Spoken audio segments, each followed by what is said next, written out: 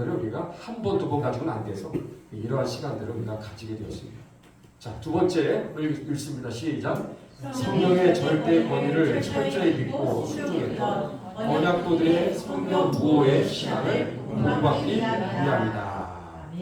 언약도들의 그 성경 무호의 신앙, 하나님의 말씀 66권을 절대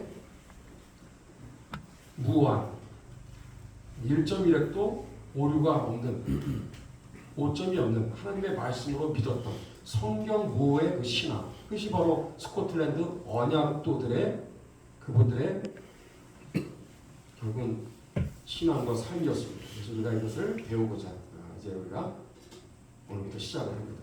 자, 세 번째 시작. 성경 비평을 용납하는 자유주의 신앙으로 무너진 스코틀랜드 교회를 기도로 다시금 일으켜 세우기 위함이다. 그래서 제가 책을 한 권을 소개한다면 교회여 동성애 차별금지법과 성경 비평 신학을 대적하라. 네, 조영길 장로님께서 쓰신 아주 역작입니다. 이 책에는 서구 유럽이 또 미국 교회가 어떻게 하다가 동성애 차별금지법 앞에 이렇게 무기력하게 무너질 수밖에 없었는가. 그 뿌리가 무엇이냐면 자유주의 신학 때문이다 하는 것을 밝히고 있는 책입니다. 그 자유주의 신학은 성경 비평을 용납하는 신학, 바로 우리의 잘못된 태도에 의해서 이 신학교가 성경 비평 신학을 수용함으로 자유주의 신학으로 무너지게 되었고, 그 여파로 교회들이 영향을 받을 수밖에 없죠. 그래서 하나님의 말씀의 이 절대 기준이 무너지기 시작하니까 이렇게 동성애 차별금지법부터 시작해서 반성경적인 이런 시대의 사조들과 풍조들을 막아내지 못하는 무기력하게 참패를 겪는 그런 이제 결과를 이제 가져오게 된 것입니다. 그래서 성경 무호의 신앙을 우리가 가지고 있다는 거 굉장히 중요합니다. 여기 오른쪽에 있는 여기 여러분들 유튜브에 모든 성경의 신적권이 수호 운동협회 줄임말로 성수협입니다. 성수협. 그래서 여러분들이 얼마든지 들어가셔서 여러 다양한 참 귀한 분들의 강의를 우리가 들을 수 있는데, 그래서 여러분들 한번 기회 있을 때 꼭 시간 한번 내셔서 참 이 주옥 같은 귀한 강의들입니다. 오늘 한국교회를 살리고 대한민국을 살리는 정말 중요한 그런 메시지들이 지금 이 안에 지금 누구나가 다 들을 수 있도록 오픈되어 있습니다. 그래서 여러분들 꼭 한번 관심을 가지시고 꼭 들어주시고 이 책도 한번 여러분들이 보실 수 있으면, 여기 안에 스코틀랜드가 이렇게 훌륭했던 참 성경 무호의 신앙으로 전 세계를 정말 선도하고 수많은 정말 선교사님들을 세계 각지에 파송했던, 우리 사실 구한말 조선에도 사실은 우리 존 로스 선교사님 다 스코틀랜드 선교사님이거든요. 그러나 훌륭한 언약도들의 후예들이 우리나라에 오셔서 참 이렇게 귀한 생명의 말씀, 복음의 말씀을 우리에게 가르쳐 주셨고, 이것을 전달해 주신 분들이 다 스코틀랜드 언약도들의 후예인 선교사님입니다. 그랬던 스코틀랜드가 이렇게 오늘날은 자유주의 신학으로 인해서 정말 무릎을 꿇는 참 그러한 비참한 상황까지 오게 되었습니다. 사실 이 컨퍼런스를 시작하게 된 그 동기가 우리 이 책의 저자인 조영길 장로님을 통해서 제가 이 또 컨퍼런스를 또 시작하게 되었고요. 그래서 이 귀한 성수효과의 또 이렇게 귀한 만남을 통해서 어떻게 하다 보니까 이번 여름에 영국과 스코틀랜드 또 교회사 또 탐방도 하게 되었습니다. 그 목적 중에 하나는 아까 말씀드린 대로 자유주의 신앙으로 무너진 영국과 이 스코틀랜드를 다시금 기도로 일으켜 세우는 정말 그러한 발걸음이 되어야 되겠다 해서 저희가 지금 기도하면서 하나하나씩 준비해 가고 있습니다. 그래서 가시는 분들은 비록 소수죠. 많은 분들이 가는 건 아니지만 가지 않더라도 여러분들이 이 땅에서 이러한 또 영상을 통해서 함께 여러분들이 참여해 주시고 또 기도해 주시면 되겠습니다. 시작하겠습니다. 스코틀랜드는 어떤 나라다? 세 가지 교회 개혁의 목표를 완성한 최초의 나라입니다. 세 가지 교회 개혁의 목표를 완성한 최초의 나라. 자, 따라하세요. 교리개혁, 교리개혁, 생활개혁, 생활개혁, 정치개혁. 정치개혁. 교리개혁은 뭐라고 그랬죠? 말씀 회복운동입니다. 그래서 하나님의 말씀이 성경을 라틴어 성경에서 자국으로 번역하게 되는 성경 번역으로부터 성경 보급의 이 과정들, 또 성경을 강론하고 성경을 교육하고 성경을 전달하는 이런 모든 일련의 과정들이 교리개혁이다라고 말할 수 있습니다. 중세 1000년 동안 로마 카톨릭 그 체제하에서 유럽의 수많은 성도들은 성경의 말씀을 읽고 싶어도 읽을 수가 없어요. 배울 수가 없습니다. 그리고 설교를 들어도 깨달을 수가 없는 거예요. 자국어로 그런 하나님의 말씀을 선포했던 것이 아니라 알아듣지 못하는 라틴어로 설교를 했고 미사를 그렇게 집전하고 집례하다 보니까 아무런 의미가 없는, 유익이 없는, 전혀 어떤 은혜가 없는 그러한 신앙생활을 하게 된 거죠. 하나님의 말씀이 완전히 감추어진 그러한 암흑기 같은 그런 시절이 거의 1000년까지 이제 이어지게 되었다라고 보시면 됩니다. 그래서 그러한 빼앗긴 성경, 감추어진 성경의 말씀을 다시금 오늘날 우리 성도들에게 그것을 읽히고 그것을 귀에다가 들려주고 깨달아 알을 알 수 있도록 하나님의 말씀을 계속해서 말씀을 통해서 강론하고 말씀을 통해서 성도들에게 하나님의 진리의 말씀을 계속해서 증거하는 이런 모든 과정들이 교리개혁이다라고 지난번에 말씀을 드렸습니다. 자, 두 번째는 뭐다? 생활개혁. 이건 뭐다? 말씀 순종 운동입니다. 결국 이게 교회개혁의 하이라이트예요. 왜 우리가 성경의 말씀을 읽죠? 왜 설교를 듣죠? 왜 성경 말씀을 우리가 공부하죠? 배우죠? 왜 암송을 하죠? 순종하기 위해서인 줄로 믿습니다. 아멘. 그래서 순종에 빠지면 이거 안고 없는 찐빵입니다. 교회개혁이 여기까지 가야 이게 완성이 되는 거예요. 그래서 웨스트민스터 신앙고백서니 에어리 문답, 또 소요리 문답, 하이데베르크 요리 문답이니 프랑스 신앙고백서니 스위스 제일 신앙고백서, 스위스 제일 신앙고백서 이렇게 듣도 보도 못한 이런 수많은 이런 신앙고백서가 도대체 뭐냐 이거죠. 왜 이게 있어야 되죠? 왜 이걸 우리가 알아야 되죠? 순종 때문입니다. 순종. 하나님의 말씀을 우리가 우리의 삶 가운데 정확하게 깨닫고 순종할 수 있도록 가이드라인으로 하나부터 열까지 하나하나씩 우리에게 그것을 애매하게 얘기한 게 아니라 아주 분명하게 그리고 구체적으로 아주 자세하게 정확하게 풀어서 요약해 놓은 것들이 다 신앙 고백서 또는 요리 문답. 요리라는 거 요리. 먹는 요리가 아니라 기독교 교리의 요약판. 그것의 집대성. 이렇게 우리가 이해하시면 되겠습니다. 그래서 교회개혁의 목표는 결국은 생활개혁, 말씀 순종운동으로 가지 않으면 그것은 미완성이다라는 거. 결국 여기까지 가야만 완성이다라는 것을 기억해야 돼요. 자, 세 번째 한번 따라가세요. 정치개혁. 정치개혁. 교회개혁에 있어서 다른 건 이해가 되는데 왜 정치개혁이 그 중에 하나일까? 이게 완결판입니다.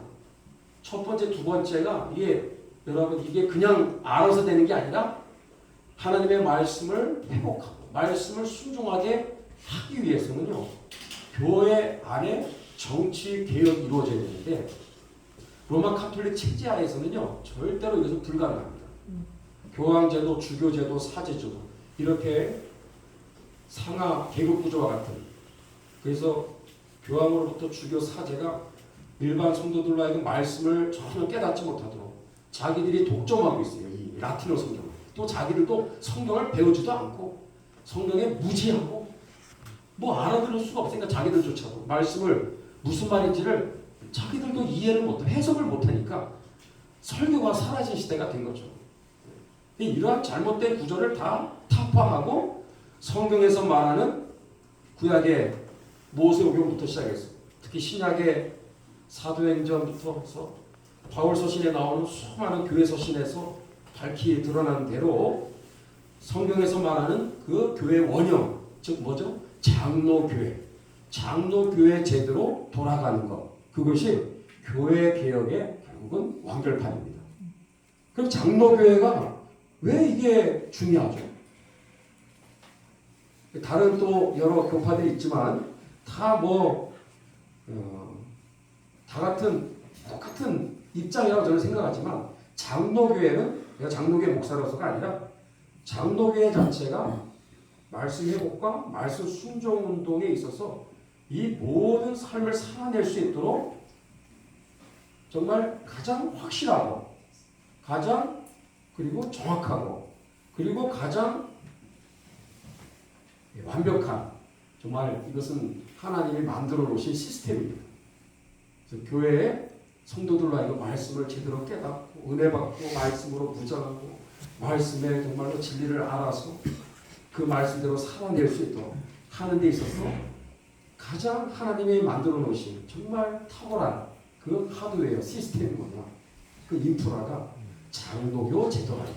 그래서 장로교 제도가 정착되는 것 바로 이것이 바로 모든 교회 개혁이 완성되어지는 데 있어서 마지막 끝판입니다. 끝판.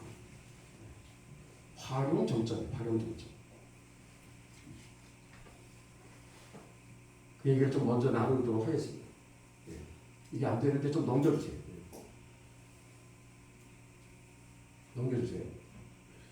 그래서 여러분 이 장로 제도가 뭔지를 먼저 말씀을 좀 드려야 될 것 같아요. 그리고 이제 스코틀랜드 역사를 시작할 겁니다. 그래서 우리가 도대체 이걸 왜 하는가? 결국은 이 방향을 향해 지금 가고 있다라는 내비게이션을 먼저 우리가 좀 알고 처음부터 여러분이 따라오시면 굉장히 많은 도움이 되리라 생각합니다. 장로교 제도는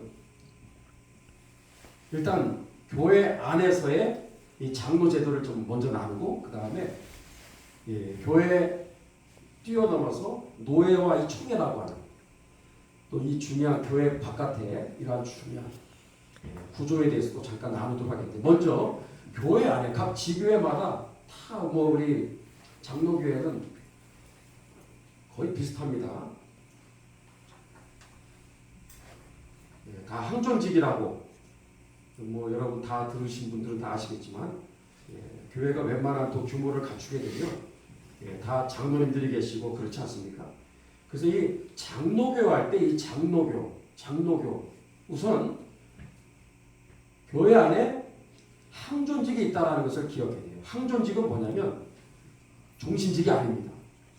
한국교회가 지금 많이 오해하고 잘못 알고 있는 것이 항존직을 한번 임명을 받으면 나이가 70이 될 때까지 은퇴할 때까지 종신직이라고 생각하는데 그게 아니라 항존직은 말 그대로 교회 안에 항상 존재해야 되는 직분이라는 뜻입니다.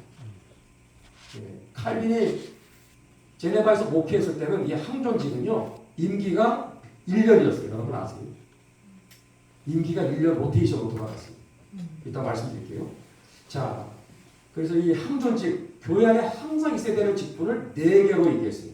따라하세요. 목사, 교사, 장로, 그것은 치리장로예요. 그 다음에 집사는 안수집사님을 말하는 겁니다.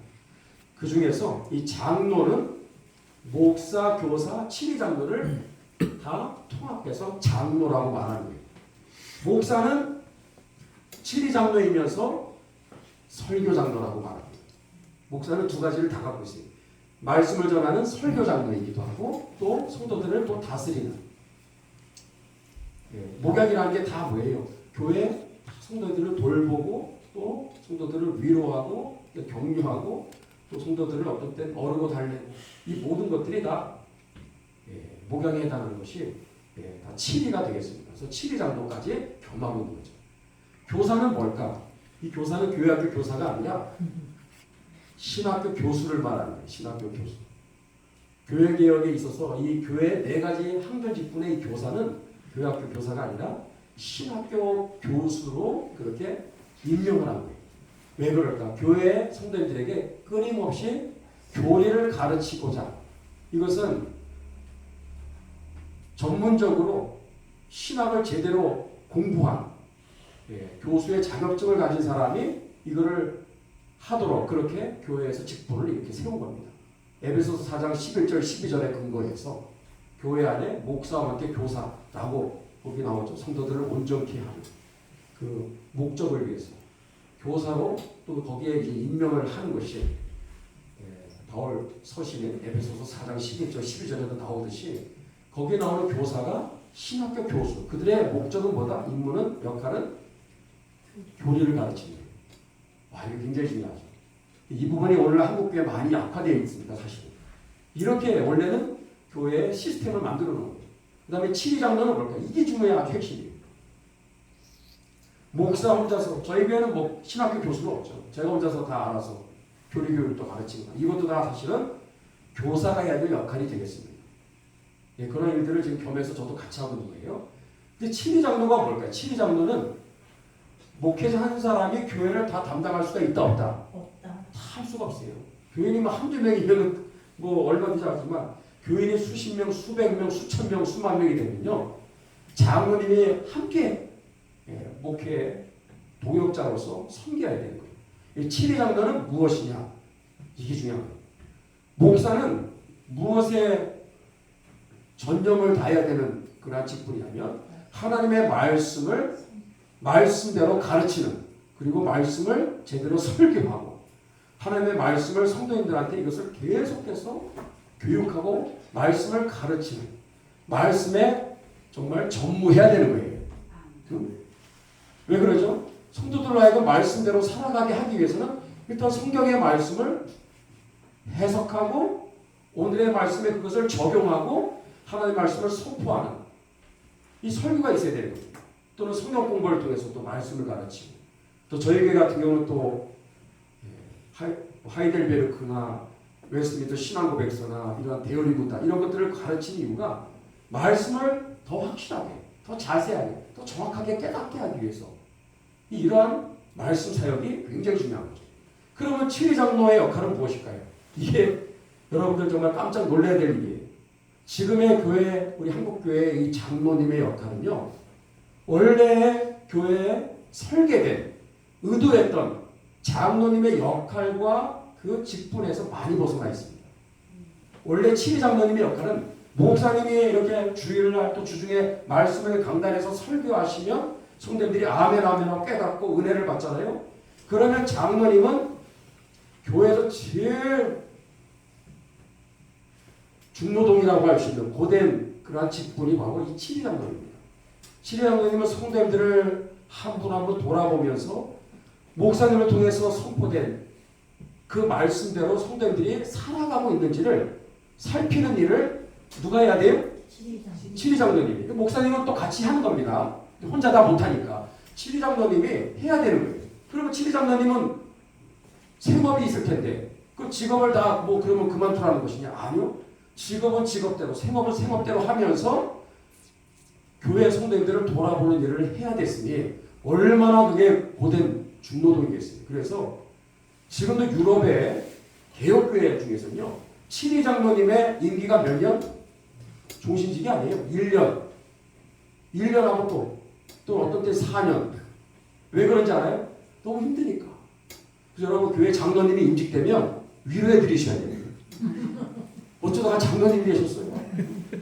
삼가 조의를 표합니다. 그러고 불쌍히 여기셔야 돼요. 원래 진짜 제대로 시스템이 작동된다라고 한다면 장로님은 장로가 되는 순간부터 뭐에 주력을 해야 될까?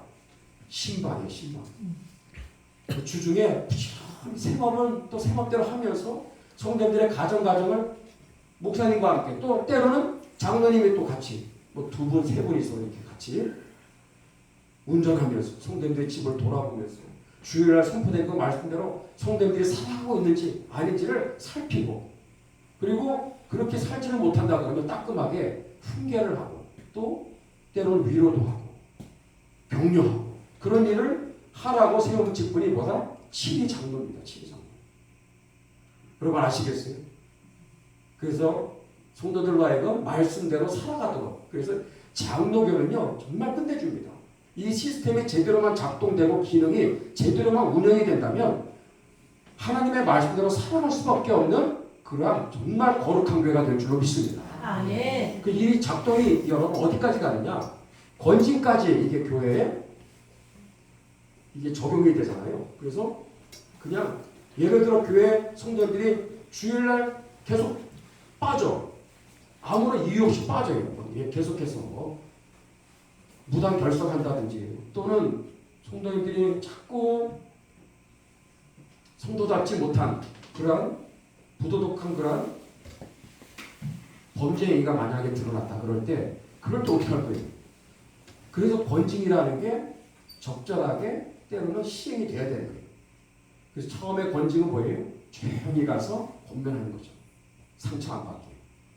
지혜롭게 아주 그러면서 말씀으로 잘 위로하고 타이르고 그리고 점점 강도가 세집니다. 말을 듣지 않았을 때는. 그래서 교회 안에 지금도요 권징 중에 어떤 게 있냐면 수찬 정지라는 게 있어요. 저희 이번 주에 우리 성찬식 있잖아요. 고난주일이니까 성찬식을 할 때 옛날에는 정말 성찬식을 할 때는 다 티켓을 나눠줬어요. 일일이 다 인터뷰를 해가 이 사람이 다음 주에 성찬식을 과연 여기에 참여할 수 있는 지금 영적인 상태인가 아닌가를 장로님들이 다 일일이 확인을 합니다. 이 사람 보니까 이렇게 하면 성찬식 하면 안 돼요. 자기 자신을 스스로 정말 살피고 그리고 분별하면서 떡과 잔을 받아야 되는데 아무런 생각 없이 그냥 정신없이 와가지고 떡과 잔을 받는다? 이렇게 되면 문제가 되는 거거든요. 고린도 교회에 그래서 병든 자가 또 잠자는 자가 적지 아니하니 하나님의 징계가 임했던 사례가 있거든요. 그래서 수찬 정지를 한다든지 그리고 예를 들어서 이단에 빠졌다. 예를 들어서 이단에 그 권면을 해서 거기서 딱 나와라 빠져나와라. 근데 안 들어. 그럼 어떻게 해요? 초강수를 두는 게 뭐예요? 권징 중에서 초강수 출결입니다. 출결. 그래서 교회를 위해서는 교회의 건강을 위해서는 어쩔 수 없어요. 눈물을 머금고 여러 번 얘기했는데 듣지를 않아. 그러면서 교회를 계속해서 오히려 막 흔들어요. 교회를 아주 혼란케 만들고 성도님들을 자꾸 이상한 또 신천지 뭐 이런 데로 자꾸 빼간다 그러면 어떻게 돼요?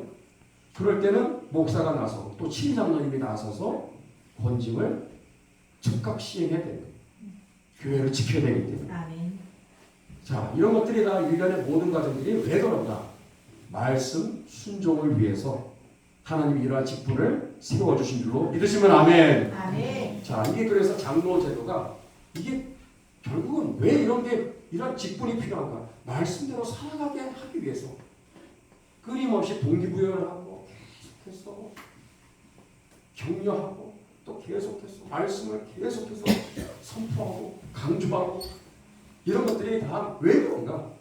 말씀대로 살아가게 하기 위해서 이러한 직분이 필요하다는 거죠. 집사님은 뭐죠? 집사님? 안수 집사님. 안수 집사님의 역할은 뭐다? 교회 재정 관리입니다. 재정 관리. 그래서 이러한 교회에 여러 가지 또 지출해야 될 많은 재정들이 있을 거 아니에요. 또 이렇게 우리가 하나님의 말씀을 따라서 또 교회가 귀한 사역들을 감당하고 또 귀한 또 말씀의 사역자들을 또 후원하고 또 우리가 또 선교사님들에게 또 귀한 재정을 또 송금을 한다든지 또 여러 가지 귀한 일들의 말씀 이러한 귀한 말씀을 통해서 구체적으로 하나님의 사역들이 계속해서 열매를 맺고 그것이 점점 교회 사역이 귀한 사역들이 잘 널리 확산되기 위해서는요. 결국 재정이 바른 곳에 이제 흘러가야 되겠죠. 그래서 이 집사님들의 역할이 또 굉장히 중요합니다. 자, 그래서 항존 직분은 이렇게 장로와 집사, 장로는 목사, 교사, 치리장으로 나눠진다라고 우리가 이해하시면 되겠습니다. 자, 다시 한번 정리해 볼게요. 장로님은 가르치는 장로와 다스리는 장로가 있다. 가르치는 장로는 목사와 교사, 신학교 교수. 그 다음에 다스리는 장로는 치리장로. 치리장로의 중요한 역할은 뭐다? 신방이 되겠습니다.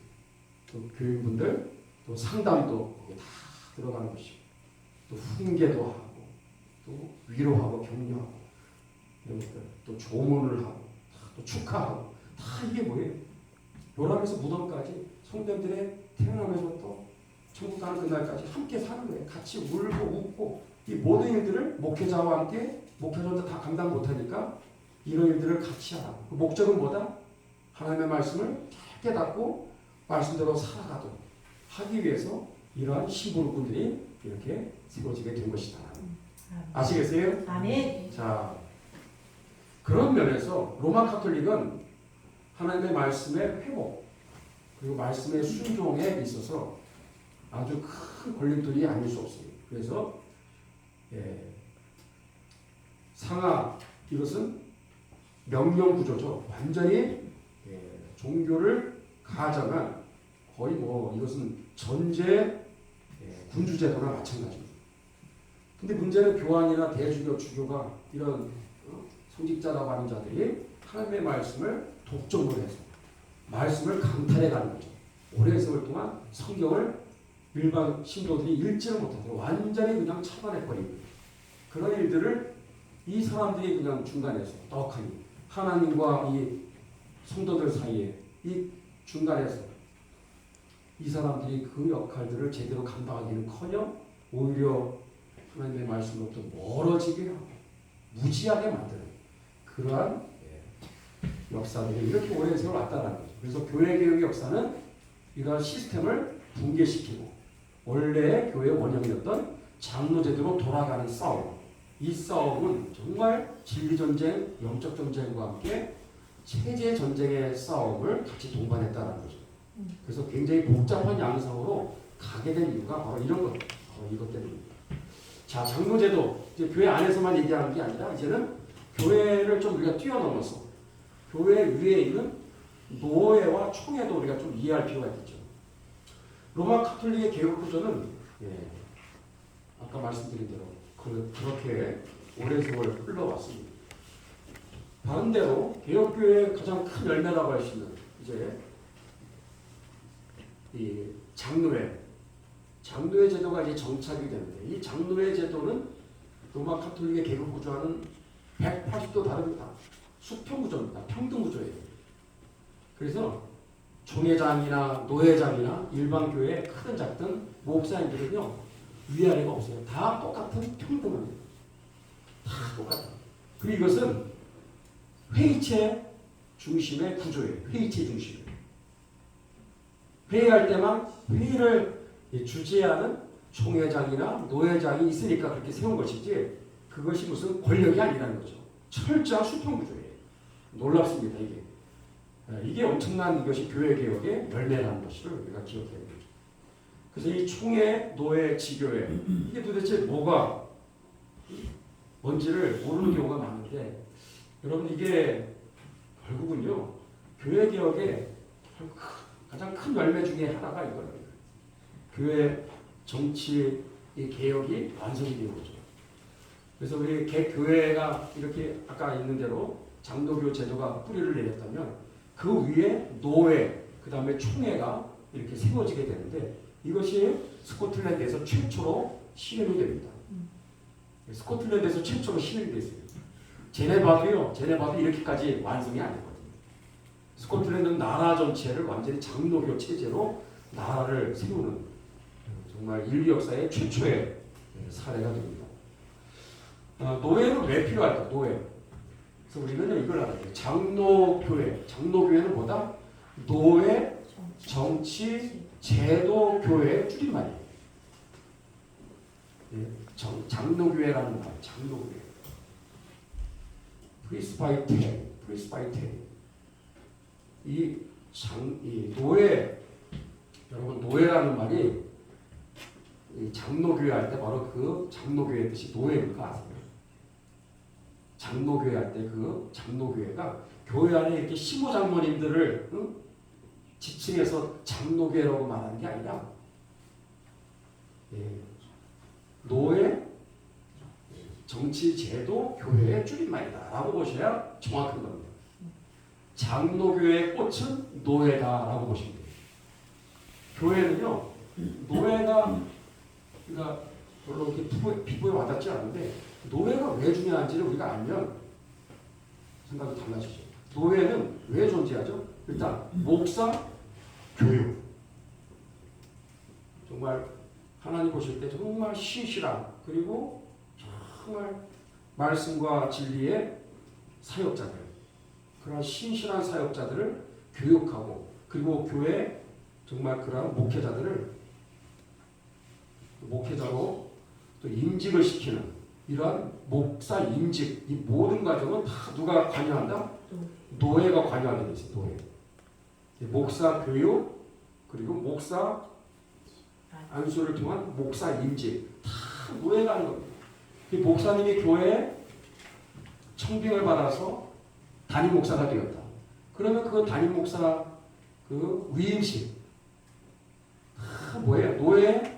노회장님과 노회 임원들이 와가지고 그 중요한 그 식수를 맡아서 진행을 하게 되어 있습니다. 왜냐하면 교회는 노예 소관이기 때문에.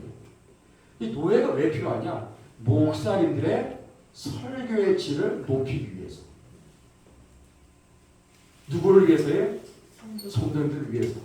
성도들의 정말 신앙생활에 정말 풍성한 하나님의 말씀의 꼴을 잘 먹이라고 그런 목회자들을 정말 세우고 임직을 하고 그 사람들을 교회의 귀한 목회자로 이렇게 세우는 이 모든 일련의 과정이 다 누구 책임입니다? 노예의 책임이에요. 노예가 제대로 작동이 되면 여러분 누가 복을 받아요? 성도들이 복을 받는 거예요. 이게 중요한 겁니다. 그래서 노예는 왜 필요한가? 목사님들 관리를 위해서. 그래서 원래 이 교회개혁 역사에 노예가 시작된 것은 다 목사님들끼리 모여서 예언회라고 모여서 성경을 연구하고 공부하고 그리고 서로 설교를 하면 그것을 모니터링 해주고 그리고 계속해서 평가를 해주고 계속해서 목사님들이 말씀의 사역자들로 계속해서 성장해 나갈 수 있도록 그래서 그 모임이 결국 노예로 발전하게 된 겁니다. 노예로. 총회는 뭐냐? 총회는 수많은 노예들을 아우르는 사령탑이죠. 그래서 총회가 하는 일은 이제 특히 어떤 총회의 산하의 교회들 안에 무슨 이단의 문제라든지 뭐 이런 특별한 경우에 이제 총회가 나서서 이제 이런 부분들을 총회가 이제 해결하고 정치국이나 이런 뭐 재판하거든요. 교회 안에도 다 그런 총회 안에는 그런 재판국이 있어서 정치 이런 판결들을 하는 이런 일들은 이제 총회 소관이 되겠죠. 총회가 하는 일이 굉장히 많습니다. 중요한 건 노예. 결국은 우리 장로계를 움직이는 것은 노예에 달하는 거. 노예가 왜 필요할까? 목사님들의 설교의 질을 끌어올리기 위해서, 계속해서 성장시키기 위해서. 이게 노예가 존재하는 목적인데 모르겠습니다. 지금의 한국의 노예들이 과연 이렇게 제대로 원래 그 정신대로 지금 제대로 작동하고 있는지. 이 노예라는 게 바로 그런 목적을 위해서 그렇게 세워졌다는 거. 그리고 기억하면서 스코틀랜드 역사 우리가 앞으로 계속 나눌 것입니다. 자, 우리 스코틀랜드는 말씀드린 대로 잉글랜드 위에 있죠. 지금은 영국은 잉글랜드, 스코틀랜드, 아일랜드, 웨일즈 이렇게 다 합쳐져서 UK라고 그러죠. 유나이티드 킹덤.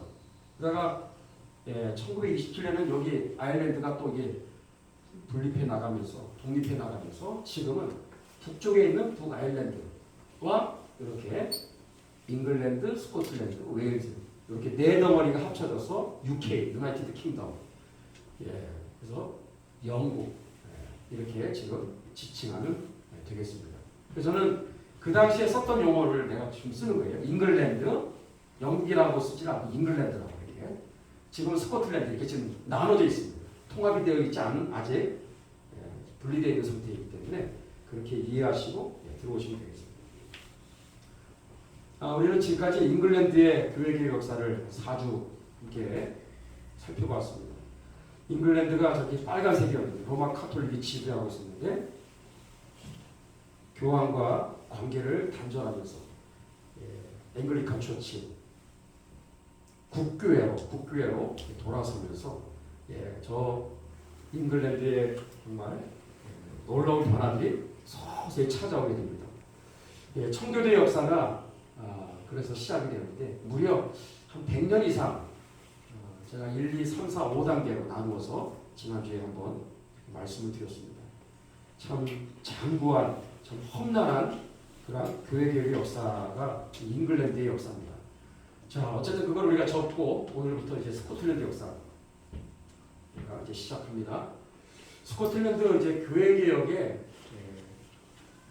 본격적인 역사를 살펴보기 전에 교회 개혁 이전에 교회 개혁을 가능하게 했었던 불씨 역할을 했던 세 가지를 소개하겠습니다. 첫 번째는 위클리프와 롤라드의 역할이고, 두 번째는 루터의 저서들, 세 번째는 윌리엄 틴데일의 영어 성경이 바로 스코틀랜드 교회 개혁을 가능하게 한 중요한 요인입니다. 자, 첫 번째, 이거 또 나오네, 그죠? 존 위클리프. 이분이 어떤 일을 했어요? 라틴어 성경, 알아듣지 못하는 라틴어 성경을 영어 성경, 영어로, 우리로 말하면 한글로 번역을 한 셈이죠. 그래서 최초로 라틴어 성경을 영어로 번역하는 일을 1384년에 이분이 한 거예요. 그래서 이분의 그 추종자들이 이제 하나둘씩 모이기 시작하면서 이분들이 위클리프의 그 정신을 이어받아서 막 어리거리 돌아다니면서 지방으로 막 돌아다니면서 롤라드가 뭐라 그랬죠? 중얼중얼 쉬지도 않고 계속 중얼중얼하는 사람들, 또 궁시렁궁시렁 대는 사람들, 그런 뜻이라고 말씀드렸죠. 이런 롤라드가 위클리프의 이러한 가르침을 전파한 거예요. 특히 그 가르침의 핵심은 뭐다? 반 로마 카톨릭 사상이에요. 면제부 이거 잘못된 거다. 화채설 이거 진짜 반성경적인 것이다. 이건 성경에도 있지도 않은 잘못된 교리다. 연옥, 성경에 연옥이 어디냐? 교황제도, 주교제도, 사제제도 이 전부 다 잘못된 거다. 그래서 이 로마 카톨릭 체제에 완전 반대하는 아주 그 당시로 볼 때는 굉장히 위협적인 세력으로 이제 커 나가게 되죠. 순식간에 10만 명으로 이제 성장하게 됩니다. 이 롤라드, 이 위클리프가 세상 떠나고 그를 따르는 그의 제자들이, 위클리프의 그 추종자들이 상당수가 스코틀랜드로 올라갑니다. 스코틀랜드. 거기에 올라가서 스코틀랜드 전역을 돌아다니며 이 반로마 카톨릭 사상을 전파하게 됩니다. 그래서 우리 두 분을 제가 소개하겠습니다. 교회개혁의 역사가 시작되기 전에 스코틀랜드에서 발생한 순교 사건. 첫 번째, 레스비라고 하는 이분은 사제입니다. 사제. 다 로마 카톨릭 사제인데 위클리프의 이 가르침을 받고 로마 카톨릭이 잘못됐구나 해서 전향을 한 거예요. 로마 카톨릭에서 빠져나온 겁니다. 그래서 롤라드가 되어서 스코틀랜드까지 올라가서 여기 퍼스라고 하는, 이 여름에 가면 여기도 우리가 갈 겁니다. 퍼스가 아주 강성 카톨릭 그런 지역이었는데 여기에 가서 막 이 가르침을 퍼뜨리는데 퍼스 지역이 스코틀랜드 교회 개혁의 사실은 그 관문이라고 할 수 있어요. 그 교회 개혁 역사가 일어난 굉장히 중요한 그 첫 번째 장소입니다. 여기에서 막 이 가르침을 퍼뜨리다가 로마 카톨릭 세력들에 의해서 붙잡혀서 어떻게 됐어요? 화형을 당하게 되는 거예요. 여기 이 지역에서. 이분이 스코틀랜드 개신교 역사의 최초의 순교자입니다. 우리로 말하면 뭐예요? 토마스 선교사님이라고도 말할 수 있겠죠. 스코틀랜드 교회 개혁의 최초의 순교자 레스비라고 하는 이분을 우리는 기억해야 됩니다. 자, 두 번째, 1433년 7월 23일 폴 크로워라고 하는 이 세인트 앤드류 그 대학의 대학생이에요. 보헤미아, 지금의 체코라고 하면 이해가 되겠죠? 당시에 보헤미아 출신의 대학생입니다. 유학생으로 스코틀랜드 와서 공부를 하다가 결국 붙잡혀서 화형을 당했어요. 이 사람은 여기 오기 전에 로마 카톨릭에서 역시 개신교로 전향을 한 사람이죠. 이 폴 크로워는 누구의 영향을 받았어요? 자, 그 얘기를 소개하기 전에 여기가요 세인트 앤드루 성당입니다. 지금은 다 파괴돼서 이렇게 요것만 남았어요. 여기도 우리가 갈 거예요. 스코틀랜드에서 가장 웅장한, 가장 빅사이즈, 가장 거대한 규모의 성당이 세인트 앤드루 성당입니다. 여러분 기억하세요. 세인트 앤드루라고 하는 수도 에딘버러에서 좀 떨어져 있습니다. 근데 여기가 스코틀랜드 로마 카톨릭의 성지입니다. 여기에 이 성당의 대주교가 누구냐에 따라서 이 스코틀랜드의 향방이 바뀌는 거예요. 뭐 왕 이상으로 아주 굉장히 실세였죠. 세인트 앤드루 성당의 대주교가 누구냐, 누가 임명이 되느냐에 따라서 국가의 운명이 막 결정이 되는 거예요. 그래서 굉장히 이 사람은 스코틀랜드의 사실상 제1 권력자다라고 보시면 됩니다. 그러니까 그만큼 세인트 앤드루라고 하는 것은 다른 지역 중에 하나가 아니라 강성 카톨릭 지역이었어요. 거기 가서 이 반카톨릭 가르침을 막 전파하니까 살아남을 수 있겠어요. 붙잡혀서 여기서 많은 분들이 여기서 화형을 당합니다. 이 폴 크로어 학생이거든요. 이 학생이 붙잡혀서 화형을 당하는데 얼마나 그 입을 열어서 막 선포했던 그 외침이 강력했는지 화형을 당하는 그날 그 화형대에다가 몸을 붙잡고 불을 질러서 화형을 시키려고 할 때 로마 카톨릭 세력들이 이 학생의 입에다가 이 노수로 만든 동글동글한 이 정도 되겠죠. 입에다가 이 노수로 만든 그죠? 구슬 같은 거를 입에다가 쳐넣어가지고 이거 입을 이렇게 틀어막아요. 왜? 죽으면서까지도 전도하지 못하게 하는 거예요. 아무 말 못하게 하는 거예요. 그래서 입을 완전히 그렇게 노수로 만든 이렇게 이따만한 구슬을 입에다가 넣어가지고 결국 아무 말도 못하게 해가지고 화형을 시켰습니다. 우리 이름 두고 폴 크로어예요. 폴 크로어. 이 폴 크로어는 어떻게 해서 예수님을 믿고 거듭난 그리스도인이 되었고 이렇게 개신교 신자가 되었을까? 그의 고국이었던 이 체코, 보헤미아죠.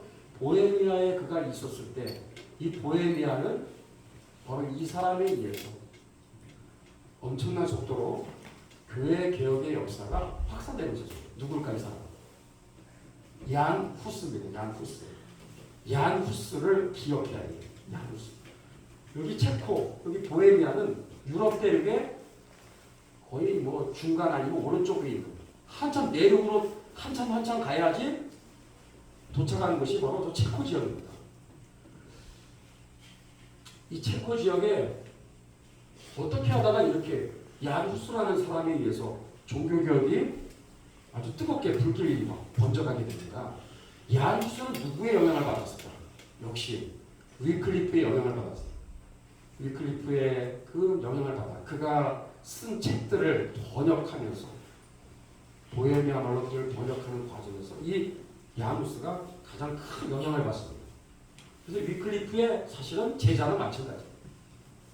그리고 이 야누스에 의해서 폴 크로우라고 하는 그 학생이 거듭나게 되고 카톨릭에서 개신교 신자가 되고 그리고 스코틀랜드 가서 공부하다가 세인트 앤드루스 그 지역을 돌아다니면서 반카톨릭 사상을 전파하다가 붙잡혀서 화형을 당하면서 순교의 제목이 된 겁니다. 1415년 7월 6일 야누스가요 화형을 당할 때 야누스가 화형을 왜 당하느냐? 특히 세 가지 때문에 화형을 당합니다. 첫 번째, 교황제도를 비판했어요. 교황제도를 비판했다는 것은 주교제도와 사제제도를 비판했다라고 하는 것을 꼭 기억해야 돼요. 주교제도와 사제제도. 결국은 교회개혁의 역사는 주교제도와 이 사제제도를 결국은 이거를 허물고 장로제도로 다시 바꾸는 그 싸움이기 때문에 비판을 할 수가 없는 거죠. 교황제도를 비판했고 그 다음에 면벌부, 면제부라고 하지만 정확하게 말하면 면벌부입니다. 면벌부 판매를 비판했어요. 난리가 났죠. 그 다음에 이종배찬을 주장을 했어요. 이종배찬이 뭐예요? 우리가 이번 주에 성찬식이 있는데 여러분들한테 빵하고 빵을 뜯어서 주잖아요. 그 다음에 포도주잔을 이렇게 우리가 배차 나눠주지 않습니까? 두 가지 빵과 포도주를 나누어주는 것이 성경에서 말하는 성찬식이거든요. 주님이 이것을 향하여 나를 기념하라 했던 그 성찬식은 빵만 나눠주는 게 아니에요. 포도주만 나눠주는 게 아니에요. 빵과 포도주 두 가지를 다 나눠줘야 되는 거예요. 그게 성경에서 말하는 성찬식인데 가톨릭은 오랜 세월 동안 이종 배차를 안 했습니다. 뭐만 했느냐? 빵만 나눠줬어. 빵. 포도주잔은 절대 나눠주지 않았어. 지들끼리만, 사제들만 먹는 거예요. 왜 그랬을까요? 빵은 나눠주다가 떨어뜨리는 경우가 있어요. 그거는 예수님의 몸이기 때문에 먹어도 상관이 없는 건데 만약에 포도주잔을 너무 긴장해서 막 그걸 떨어뜨려봐. 그럼 어떻게 될까요? 난리가 나는 거예요. 왜? 로마 카톨릭에서는 성찬식에 이 떡과 그리고 포도주는 사제가 이렇게 축성 들어 올려가지고 뭐라고 해서 축복기도 하면 뭐가 되는 거예요? 진짜 예수님의 몸과 피가 된다라고 철떡같이 믿거든요. 이게 화채설 교리거든요. 화채설 교리 때문에 그래요. 그래서 빵이야 떨어진 거 먹어도 상관없는데 포도주가 이게 엎질러졌을 때는 이게 뭐 이거 보통 문제가 아니거든요. 그래서 미연의 당지약에서 아예 일반 신자들한테는 포도주를 나눠주지 않는 관례가 오랫동안 있었던 거예요. 이게 얼마나 잘못됐어요. 그리고 여기 보면 인터넷에 제가 다운받았는데 이 사람 지금 이렇게 뭘 받아요? 로마 카톨릭에서는 성찬식을 여러분 잘 보시면 절대로 빵을 브레이킹 브레드라고 이것을 쪼개는 절대 그러한 순서가 없습니다. 로마 카톨릭은 이렇게 해서 웨이퍼라고 해요. 웨이퍼. 또 면병 이렇게 해서 조그만 원형에 해당하는 과자 같기도 하고 빵은 아닙니다. 이거를 나눠주는 게 그 전부예요. 포도주는 절대 안 줍니다. 가끔 주는 경우도 있는데 지금도 안 주는 경우가 지금도 많습니다. 화채설 때문에. 그래서 이거 주장했다고 야누스가 화형에 당한 거예요. 성찬에 이종 배차를 주장했다고. 지금 우리가 볼 때는 와 이거 가지고 그렇게 사람을 죽일 수가 있느냐. 그 당시에 그래요. 그래서 머리를 다 깎아가지고 아주 치욕스럽게 능멸을 하고 조롱을 하면서 화형대에다가 몸을 묶어놓고 화형을 시키는데 이때 마지막으로 했던 말이 뭐예요? 야누스의 입에서 나온 말이 뭐냐? 너희를 지금 거의 한 마리를 불태워 죽인다. 그러나 100년 후에는 태울 수도 없고 삶을 수도 없는 백조가 나타날 것이다. 이 거의라는 말이 체코어로 후스입니다. 후스. 후스라는 말이 체코 말로 거의를 뜻하는 말이에요. 거의. 그런 것 같아요, 여러분들. 거의같이 생기지 않았어요. 생긴 것도. 하여튼 아주 의미심장한 말씀을 하셨어요. 너희는 지금 거의 후스를 지금 불태워 죽이지만 100년 후에는 태울 수도 없고 삶을 수도 없는 백조가 나타날 것이다. 이 누구예요? 마틴 루터죠. 정확하게 100년 후에 마틴 루터가 1517년에 95개조 조항을 비텐베르 성당에다가 이걸 게시하면서 흔히 말하는 종교개혁의 횃불을 들기 시작한 거죠. 이 예언이 그대로 맞아 떨어지게 돼요. 자, 야누스는 누구의 영향을 받았다? 위클리프의 영향을 받아. 이 사람에게 또 영향을 받아 거듭나서 개신교 시작가 됐던 폴 크로우는 스코틀랜드로 갔어. 스코틀랜드에 또 이렇게 후스의 이런 추종 세력들이 스코틀랜드로 가서 거기에서 복음을 전하는 또한 귀한 역할을 감당했다. 그러니까 참 하나님은 이렇게 역사를 움직이실 때 동시다발적으로 섭리하시는 하나님이십니다. 아멘. 한쪽에서만 이렇게 일하는 게 아니라 동시다발적으로. 그러면서도 합력하여 선을 이루어가는 기가 막힌 합작품이 되는 거예요. 참 놀랍죠. 이런 걸 보면 역사를 운행하시는 정말 그 주인이 누구다? 사람이 아니라 하나님이심을 믿습니다. 아멘. 그래서 이런 성경과 교회사 이런 강의를 통해서 우리는 하나님을 만나는 여러분 복이 있기를 축복합니다. 아멘. 그러면 이렇게 1520년대에 이런 개신교 신앙이 사방에서 어디로 들어와요? 우리 이제 여름에 가면 꼭 갈 겁니다. 스코틀랜드에 관문 에든버러의 리스 항구예요. 아주 스코틀랜드 교회 개혁 역사에 빠질 수 없는 중요한 장소입니다. 여기 항구로 배에 수많은 그런 여러 개신교 관련 문서들이 몰래 발입이 된 거예요. 그 얼마나 중요한 장소입니까? 위클리프의 정말 여러 문서들, 또 후스의 제자들도 이쪽으로 배를 타고 들어왔겠지. 또 중요한 게 뭐냐? 이겁니다. 이제 후반부입니다. 이 에딘버러의 리스 항구로 들어온 중요한 문서 중에 하나가 뭐냐? 뭐 봐도 모르겠죠? 이게 마틴 루터가 1520년에 그 한 해 가운데 썼던 세 가지 논문입니다. 논문. 교회개혁의 역사가 논문을 통해서 여러분 이게 시작됐다는 거 여러분 그거 아셨어요? 1517년 이게 뭐 95개죠. 이거는 그냥 그것도 시작에 해당이 되겠지만 진짜 교회개혁의 역사는 1520년에 이 마틴 루터가 썼던 이 세 가지 문서가 진짜 교회 개혁의 불씨가 된 거예요. 제가 학교에서 이거 가지고 제가 논문도 썼기 때문에 좀 저에게 참 이거를 볼 때마다 와 이게 얼마나 큰 역할을 했는지 제가 논문 쓰면서 굉장히 많은 도움이 됐어요. 진짜 그렇습니다. 특히 독일 민족의 기독교인 귀족에게 호소한 맨 위에 왼쪽에 있는 저건 뭐냐면 이게 로마 카톨릭의 교황제도를 비판하는 내용이에요.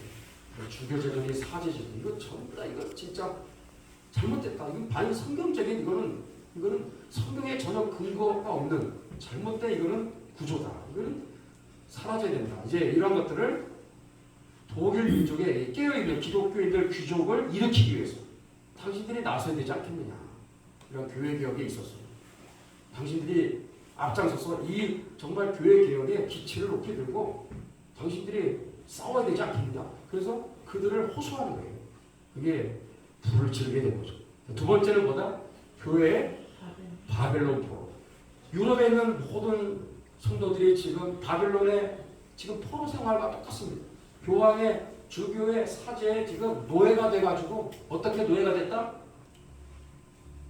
성례식, 특히 성찬식을 할 때 주교와 사제들 지네들은 포도주도 다 마시면서 포도주는 안 주고 떡만 이렇게 주고 여기 또 펜스를 쳐놓고 이렇게 해서 완전히 성례식을 하면 할수록 은연중에 너희들과 나는 달라. 나와 너희들은 다른 전혀 차원이 다른 마치 그런 계급사상을 은연중에 주입을 시키는 아주 그거 잘못됐다고 하는 그것을 이제 신랄하게 비판하는 게 교회의 바벨론 포럼이죠.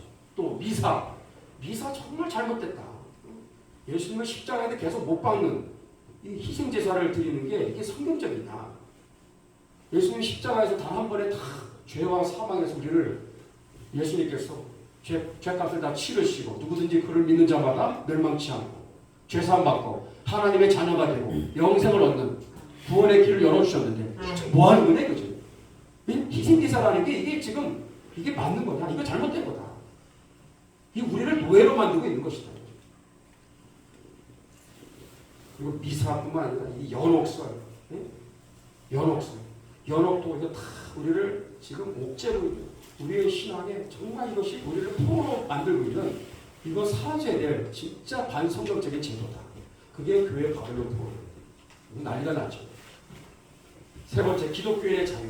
우리 예수님 믿고 구원받은 하나님의 자녀들은 누구에게도 예속되지 않는 우리는 자유인이다. 아멘. 그게 이 내용입니다. 그러니까 이게 교황이 볼 때, 주교나 사제들이 볼 때는 난리가 날 수밖에 없는 거죠. 이거 완전히 반체제 문서 아니에요. 반체제, 완전히 이거는 선동하고 있는, 이거는 와 불온 문서예요. 불온 문서. 그래서 완전히 이거 뭐 불태우기도 하고 막 난리가 났죠. 마틴 루터 이것 때문에 교황이 파문까지 하죠. 그래서 결국은 루터가 이거 쓰고 나서 야 내가 돌아올 수 있는 강을 건넜구나. 그러면서 이때부터 본격적으로 교회 개혁의 앞장을 서게 되는 거예요. 1520년에 있었다. 이게 바로 어디로 갔다? 스코틀랜드로 들어가게 되는 거예요. 그러면서 잠자고 있었던 스코틀랜드 사람들을 깨우는 불씨가 된 거죠. 자, 거의 이제 후반부 끝나갑니다. 1525년 스코틀랜드 의회, 여기가 지금 에든버러에 있습니다. 이번에 여름에 가게 되면 우리 머물게 되는 숙소가 있는데 숙소 바로 옆에 이게 있어요. 바로 숙소 옆에. 이 건물을 우리가 꼭 눈에 루트당 찍어야 돼요. 이 건물이 얼마나 중요한지. 이 건물이 500년 전에 그 건물이 지금도 그대로 있는 거예요. 부럽죠? 가야 돼, 안 가야 돼? 한 번쯤은 가야 되는 거예요. 이 건물, 오래돼 보이죠? 벌써. 이 건물이 스코틀랜드 교회 역사에 빼놓을 수 없는 그런 중요한 지점입니다. 무조건 사진을 박아야 돼요. 이 건물의 이름이 뭐냐? 뭐라고 되어 있죠? 옆에? 박물관으로 지금 되어 있습니다. 피플즈 스토리. 스코틀랜드 지금 우리로 말하면 뭘까? 민속박물관? 그런 탱토박물관? 뭐 그런 의미 좀 되겠습니다. 그래서 이 박물관, 이 건물은 그대로예요. 외벽은. 이 건물이 당시에 스코틀랜드 의회 건물이었습니다. 그래서 교회 개혁 막 불길이 일어났을 때 다 뭐 로마 카톨릭 세력에 앞장섰던 사람들이니까 추구하고 악한 교훈이다. 예? 위클리프의 이런 교훈도 그렇고 또 마틴 루터의 이 문서가 막 들어오니까 추구하고 악한 교훈이다. 막 비난을 합니다. 그리고 전파와 확산을 금지하는 법령과 유럽 대륙으로부터 개신교 서적 반입을 금지하는 법령을 제정하게 됩니다. 그리고 이거 유포하는 자들 걸리면 무조건 엄벌에 처합니다. 철퇴를 가는 거죠. 이러한 일을 스코틀랜드 이 의회에서 하게 됩니다. 1525년에 있었습니다. 자, 그리고 놀라운 사건이 또 오죠. 윌리엄 틴델 들어보셨죠? 윌리엄 틴델의 영어 성경이 1526년에 최초로 인쇄가 됩니다. 이게 그 당시에 최초 인쇄됐던, 지금 뭐 몇 권 안 남아 있는데 제가 다운받은 겁니다. 이 윌리엄 틴델의 영어 성경 1526년판 이 성경이 물론 압수돼서 많이 또 불태워지기도 했지만 상당수가 스코틀랜드로 밀반입이 됩니다. 그래서 이 글래스고 쪽으로 많이 이제 이 책들이 들어가게 되는 거예요. 놀라운 일이죠. 이미 법령은 이런 개신교 사상을 유포하거나 이런 서적들을 반입하는 그런 자들을 엄벌하겠다고 법령을 제정한 상태예요. 그런데도 점점 더 많이 들어오게 되는 거예요. 1526년입니다. 1525년 스코틀랜드 의회가 말씀드린 대로 개신교 서적 반입 금지 법령을 제정했습니다. 1517년에는 루터의 교회 개혁 운동이 시작되었죠. 1520년 독일로부터 이 루터의 이심층의 교리라든지 아까 그 세 가지 그 문서라든지 이러한 중요한 이런 자료들이 스코틀랜드로 막 유입되는 거예요. 1525년 스코틀랜드 의회는 개신교 서적 반입 금지 법령을 제정합니다. 자, 거의 이제 다 끝났습니다. 이러한 배경에서 1528년 다음 주제 보게 될 중요한 스코틀랜드 교회개혁 역사의 최초의 순교자 누구? 패트릭 해밀턴이 아까 봤던 레스비, 폴 크로 이분들은 100년 전에 100년 앞서서 이미 순교의 제물이 되었던 그런 분들이 됩니다. 종교개혁의 샛별입니다. 여명을 가져온 그런 선구자라고 할 수 있고 이분들은 본격적으로 이제 스코틀랜드의 교회개혁 역사가 시작되었던 그 시점에서 허용당하여 순교당하는 그런 최초의 하나의 미랄이 됩니다. 패트릭 해밀턴의 1528년입니다. 이제 마무리. 1528년 패트릭 해밀턴 최초의 순교의 사건 이후 30년 동안 1560년까지 이 30년 동안 몇 명이 허용을 당했을까? 정확히 20명입니다. 20명이 허용을 당해요. 여러분 생각해 보세요. 그냥 뭐 총으로 쏴서 죽이는 것도 아니고 화형을 당해서 죽인다. 얼마나 참 끔찍하고 잔인무도 아닙니까? 한두 명도 아니고 20명이나 되는 이 30년 사이에 20명이 이신칭의 교회, 오직 예수님을 믿음으로 말미암아 우리가 의롭게 된다고 하는, 오직 구원은 행위로 구원받는 게 아니라 예수님을 믿음으로 구원을 받는 것이다 라고 하는 이 복음의 진리를 선포했다라고 하는 이유 때문에 계속해서 붙잡히고 30년 동안 20여 명이 순교를 당하게 됩니다. 저희가 여름에 가게 되면 저희 숙소에서 옆에 칼튼 힐이라고 있어요. 칼튼 힐. 언덕인데 아주 유명한 거기 관광지 중에 하나인데, 그냥 관광지가 아니라 그 칼튼 힐 그 언덕 위에, 언덕이나 언덕은 화용당한 장소라고 보시면 거의 틀림없습니다. 왜? 잘 보이니까 사람들한테 일벌백계로 너희들도 불호소적 소지했거나 이 무슨 루터의 반체계제 이런 반카톨릭 사상과 교리를 따라가면 너희들도 이단이야, 이단. 너희들도 가만 안 놔둬. 이렇게 언덕에다가 화염대가 붙들어 매달아서 다 불태워 죽일 거라는. 그래서 엄포용으로 언덕 위에다가 이렇게 화염식을 많이 했습니다. 중요한 그 에든버러 캐슬, 에든버러 그 성, 거기서 5명을 같이 한 나라씩 거기다가 묶어놓고 화염을 시켜놓고. 근데 우리가 있는 그 모든 장소는 가서 말씀을 제가 드리겠지만 다 이러한 피 역사다라는 거예요. 순교의 역사다, 희생의 역사다라는 것을 가서 보게 될 것입니다. 그 최초의 인물이 패트릭 해밀턴, 이분으로부터 시작해서 20년 이렇게 화형을 당하게 되는 것입니다. 자, 오늘 마무리를 짓겠습니다. 4가지. 첫 번째, 스코틀랜드 교회사를 배우는 3가지 목적은 무엇인가? 그래서 마무리를 잘해야 되겠죠. 스코틀랜드 교회사를 배우는 3가지 목적. 뭐예요? 교리개혁, 생활개혁, 정치개혁의 바로 그 교회개혁의 역사가 완벽하게 실현이 된 교회사 2000년 역사의 최초의 나라가 스코틀랜드이기 때문에. 그래서 이 3가지를 배우는 게 왜 이렇게 중요할까요? 교회가 어떠해야 되는지를 정확하게 보여주기 때문에 그렇습니다. 아멘? 교회가 어떠해야 되는지.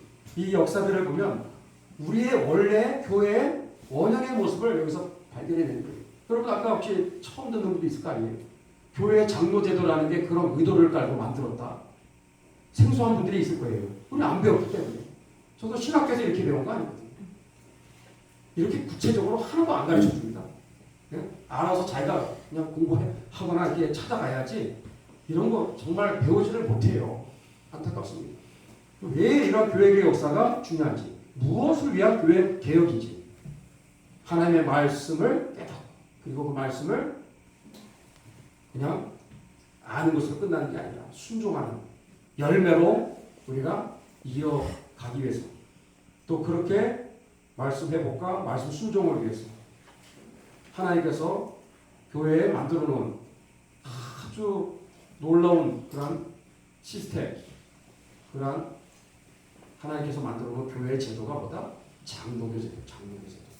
그 장로교 제도는 안팎으로 교회 안에 항존직 네 직분, 그리고 우리를 둘러싸는 노예와 총회라고 하는 이 구조 안에 있는 한, 이것이 제대로 작동되는 한 우리 모든 성도들이 말씀의 혜택을 다 받게 되는 줄로 믿습니다. 아멘. 그리고 말씀대로 살아갈 수 있는 여러분 발판이 마련된 줄로 믿습니다. 아멘. 그래서 이런 하나님께서 정말 하드웨어와 소프트웨어를 다 만들어 놓은 거예요. 그게 완성품이 뭐다? 스코틀랜드 교회사의 황금 역사예요. 자, 장로교 제도가 중요한 이유가 무엇인지 이미 다 말씀을 드렸습니다. 자, 스코틀랜드 교회 개혁을 일으킨 불씨가 누구다? 3가지 요인이죠. 위클리프, 롤라드. 두 번째 뭐라고 그랬죠? 네? 뭐라고 그랬어요? 여러분이 잘 까먹어 주셔서 너무너무 감사합니다. 루터의 저서들. 루터의 저서들. 루터가 쓴 머리 아픈 논문, 그게 뭐라고 그게요? 저도 몰랐는데 정말 자세히 공부하면서 논문 힘들게 쓰면서, 야, 루터의 저서가 1000년 동안 내려왔던 로마 카톨릭의 이 전제 군주제도, 이 견고한지를 붕괴시킨, 여러분 그게 강력한 힘이 되는 거예요. 아멘. 그래서 여러분 이승만 대통령이 젊은 시절에 썼던 한국의 핍박이라는 책에 보면 성경은 전제 정치, 독재 체제를 무너뜨리는 강력한 힘이다. 아멘. 그렇게 얘기하고 있어요. 정확하게 그렇게 꿰뚫어 본 거예요. 그분이 일제시대 때 일본에 대해서 독립운동을 하고 또 해방 이후에 자유 대한민국을 건국하는 과정에서 또 6.25 전쟁에 국난에 의해서 이 나라를 지켜낼 수 있었던 그 힘의 근원은 단순한 애국심이 아니라 그분 안에 예수를 믿는 신앙이 있었기 때문인 줄 믿습니다. 아멘. 신앙을 빼놓고는 설명할 수가 없는 분이 이승만 대통령입니다. 교회 역사가 또 마찬가지. 그래서 루터의 저서들 그리고 윌리엄 틴데일의 영어 성경 이 세 가지 요인이 스코틀랜드 교회 개혁의 불씨 역할을 했다는 것입니다. 예. 그 다음에 마지막 스코틀랜드 교회 개혁에 앞서 두 분의 순교자를 기억해야 되겠죠. 누구? 레스비라는 분과 그 다음에 입에다가 노쇠 구슬을 막 집어넣어서 말도 못하게 해서 비참하게 그렇게 장렬하게 또 화형을 통해서 순교하신 폴 크로우. 그분의 영적 스승이 누구다?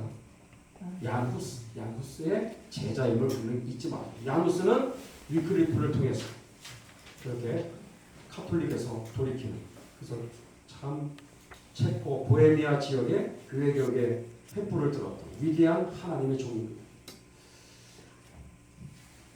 하나님의 말씀이 역사를 움직이는 힘인 줄로 믿습니다. 아멘. 아멘. 우리 시간 함께 기도하고 우리 마쳤으면 좋겠습니다. 교회가 어떠해야 되는지 이 역사는 우리에게 중요한 화두를 던지고 있습니다. 우리의 지금 교회 생활은 어떠한가?